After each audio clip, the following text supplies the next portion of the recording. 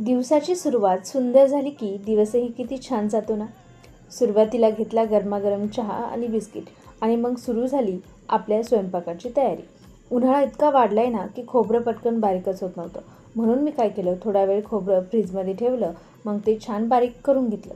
आता स्वयंपाक करायचा म्हणजे श्रेयाला काहीतरी काम द्यावं लागतं, नाहीतर लगेच धिंगाणा, मस्ती आणि टी व्ही सुरू.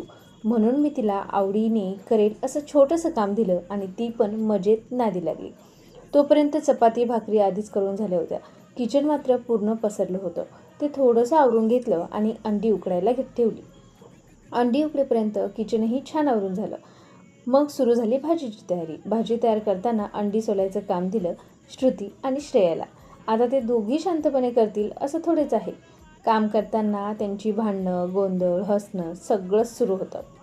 पण मजेत त्यांनी अंडी सोलून दिली आणि माझंही काम हलकं झालं.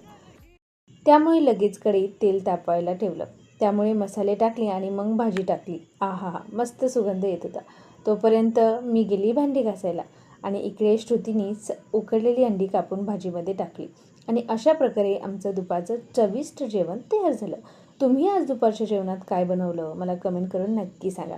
आणि हो, आपल्या DSK फॅमिली ब्लॉगवर नवीन असाल तर चॅनलला नक्की सबस्क्राईब करा, कारण असेच आमच्या मायलेकींचे रोजचे मजेशीर आणि प्रेमळ व्हिडिओ तुम्हाला पाहायला मिळतील. पुन्हा भेटूया अशाच एका नवीन व्हिडिओमध्ये. तोपर्यंत खुश राहा, आनंदी राहा. बाय.